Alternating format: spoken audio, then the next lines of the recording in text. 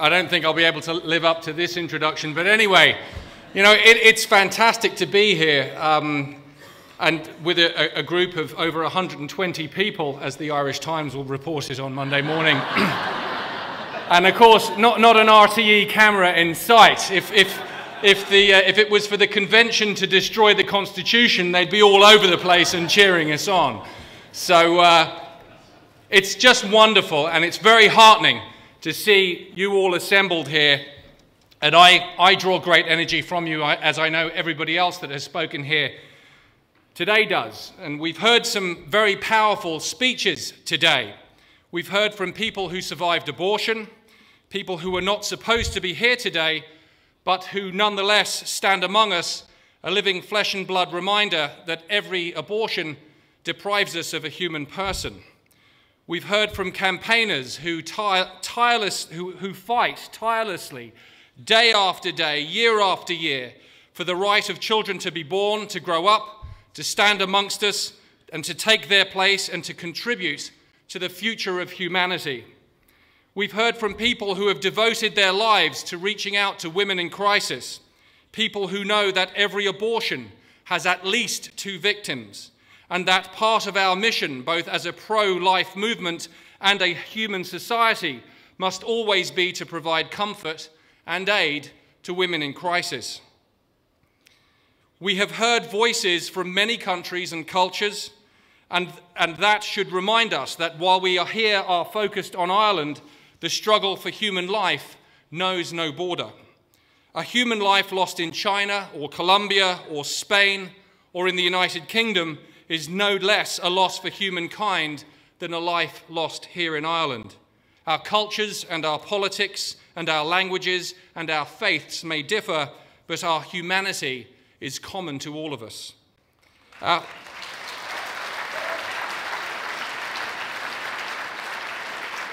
Our humanity is common because of what it is. It is not the colour of our skin or the tint of our hair, if we have any, or whether we are male or female. It is our individuality, our unique potential amongst creation to choose our own paths, determine our own destinies, and shape our own future, both as individual human beings and as a human race. We are creatures of empathy who recognize suffering and want to end it. We are creatures of reason who seek understanding of why we are here and where we will go when we leave. We are uniquely capable of love, not merely for our own children, but for those of others. We rely not only on the health of the body for survival, but on the health of the mind and the soul. Our success has come about not because of the many ways that we are all the same, but because of the countless ways in which we are all different and unique. It is when we use that difference, the very thing that has made us who we are, as an argument to dehumanize, that we suffer our greatest tragedies. For to justify declaring yourself the owner of another human being, as generations did during the evils of slavery, you must first declare yourself different and greater than the person you enslave. You must claim them to be both different and less than human, for one cannot be master over one's own equal. In Dred Scott, the US Supreme Court ruled to defend slavery that slaves were not people at all, but property. Not people at all, but property. It bears repeating. To oppress, to kill, and to enslave, you must first declare your victim different, and then strip them of their humanity. To justify mass slaughter, you must first designate your victims not as human, but a threat to humanity. You must say that the people you wish to eliminate are not as human as the rest of us, but for mankind can never truly justify the destruction of itself. To ignore hunger or famine or drought, to leave people starving on the streets, to pass the beggar sheltering in the doorway and say to yourself, I'll ignore his plight. You must first say to yourself that he's not the same as you, that he is not what you are, but something less. In 1927, in Buck versus Bell, the US Supreme Court ruled that such people could be sterilized, prevented from reproducing because, in the words of Oliver Wendell Holmes, they, quote, sap the strength of the state. Again, those regarded as inconvenient are first declared lesser than the rest of us and then have their basic humanity stripped away. We are programmed, because we are creatures of empathy, not to kill or enslave the vulnerable. And because we are human, if we want to kill or enslave the vulnerable, we must first declare them different and less than human. And this is what people who support abortion have done. To support abortion is to accept implicitly that not all human beings are equal, that dependence on a mother for survival makes the child less than the mother, or less human than the mother. To justify abortion in cases of rape alone is to argue that the circumstances of one's conception or the crimes of one's biological father make one less than human. To justify abortion in the case of Down syndrome or for children with a cleft palate or a club foot, one must first see people with those conditions as less human than those without them. To justify abortion in cases of fetal abnormality, one must argue that a sick and dying human being is not really a human being at all. There is no argument for abortion that does not rely at its core on convincing you that the unborn child is less than human, that the unborn child is different, that the unborn child is not like you or I, but something lesser.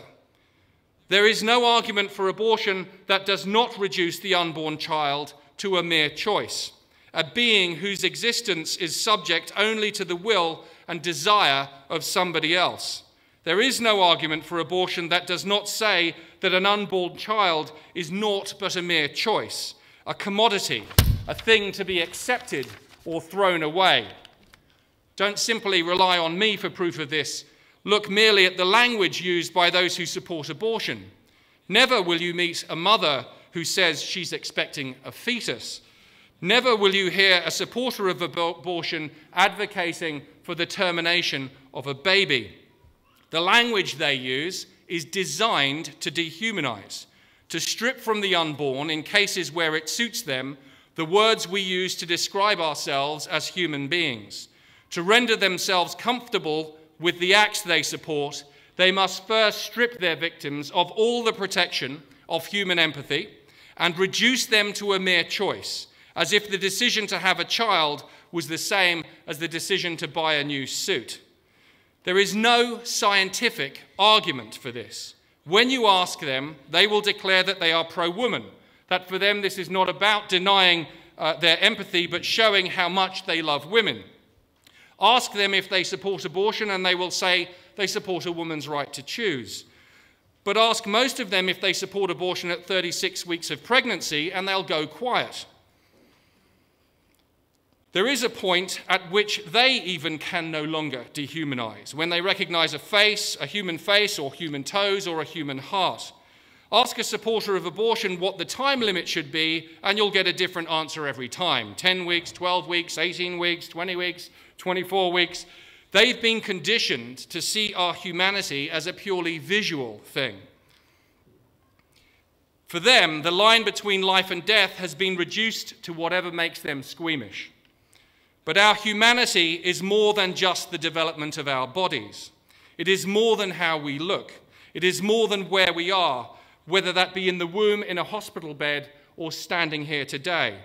Our humanity is in our individuality, our individual potential, our individual spirits. When they strip that away, and every argument made for abortion is about stripping away that humanity, then they are free to turn away from what is done in their names. As Ashley Montagu and Floyd Matson wrote in their seminal work, The Dehumanization of Man, dehumanization outweighs all. It is the fifth horseman of the apocalypse. In the urge to dehumanize the unborn, our opponents have succeeded to a tragic extent in imposing their language upon the public consciousness. They talk about choice, refer only to fetuses, and in many cases even try to dress their ideas up as compassion for the unborn by saying things like, it's cruel to bring an unwanted child into the world, as if the denial of life, the denial of opportunity, the denial of freedom, the denial of the chance to breathe the air or hear birdsong is some form of mercy. They can deny all of those things if they wish. They can use language to strip public empathy from the unborn. They can devote millions of euros to public relations and research to sell their message. But they cannot change scientific reality.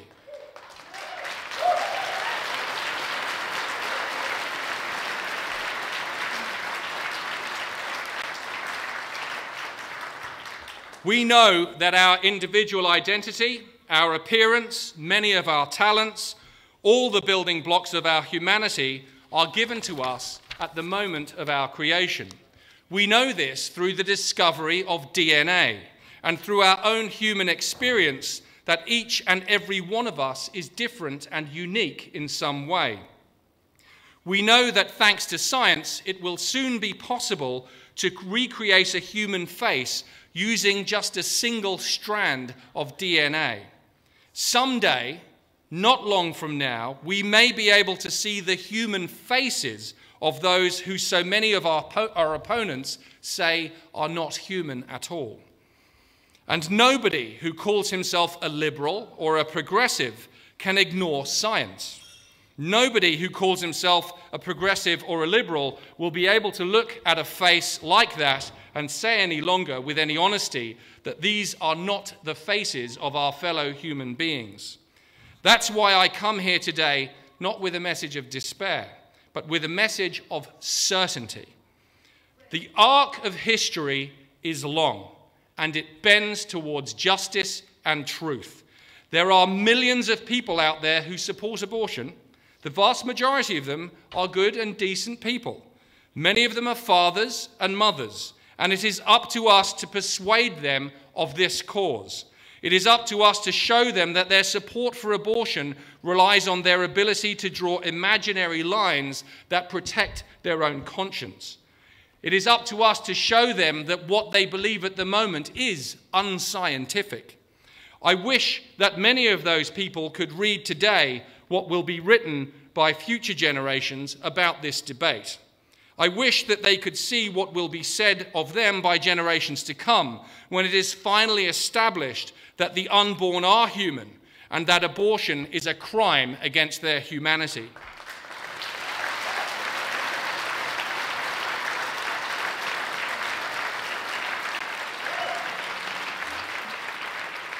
We look back into the past from where we stand in the history of the human race, and we see with great clarity what tremendous crimes the dehumanizations of the past constituted. Still, there are those who tell us that slavery or apartheid or the various genocides that litter human history were supported by a small minority. That excuse will not be present for those who continue to defend abortion.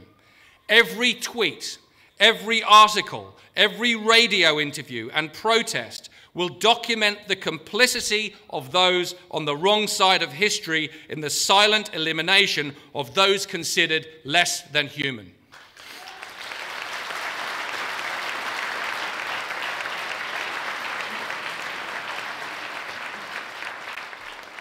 And the fact that it was popular will not be an excuse.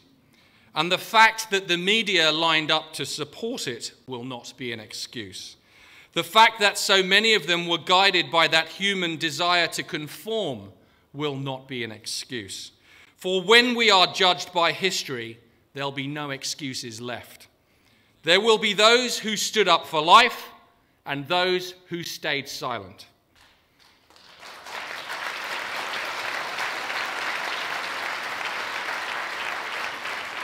Even now, there are those who support abortion who are recognizing the truth that every unborn child is a human being. Mary Elizabeth Williams, a feminist and campaigner, wrote a piece for Slate magazine last year titled, "So What If Abortion Ends Life?" In it, she wrote, and I quote, "I know that throughout my own pregnancies, I never wavered for a moment in the belief that I was carrying a human life inside of me. I believe that's what a fetus is, a human life. Fetuses aren't selective like that. They don't qualify as human life only if they're intended to be born." What she goes on to say is that not all life is equal, that she believes it's acceptable to end a human life out of convenience. But once that argument's been accepted, and it has been, the march of history will not relent. Abortion ends a human life, and if you remain an advocate for it, you are on the wrong side of history. You are on the wrong side of justice.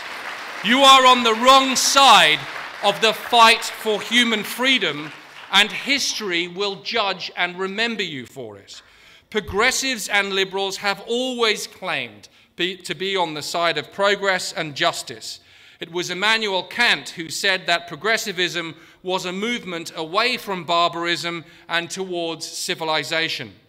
There are liberals and progressives today who support abortion, who believe with all their hearts that if they'd been there, they would have opposed slavery, that if they'd been South African, they would have fought apartheid, that if they'd been a German in the era of National Socialism, that they would have spoken up for their neighbours. These are people who firmly believe that they stand for civilization.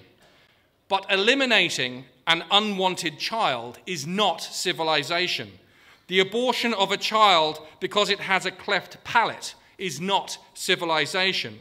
And actually, the abortion of any child with the deliberate intention of ending its life can never be called civilization. It is barbarism, and it is built on the dehumanization of its victims. And the truth is that every fight against dehumanization has been led by a minority. Every fight for human life and human freedom was opposed by an establishment arrogant in their certainty. Every campaign has had its defeats and its setbacks, as we all here know too well. The road to victory will be hard and long. It will not be won this summer or next summer. It will not come all at once or after one election or two or even three. The victory over this great historic era will come when we persuade not just politicians, but everybody else, that they have a stake in this struggle. The work to end the practice of abortion will involve not only votes, but action. We must not only declare that every human being has a right to life, but work to make sure that every life is cherished, to tear down the incentives to abortion that are put before a woman in crisis, to offer our support, our resources, our compassion, and our strength to the cause of life for those who need it most. We will accomplish it. We must accomplish it. And today has been a great start. Thank you, and God bless you all. Brewing up a storm. Brewing up a storm. Brewing up inside, and his eyes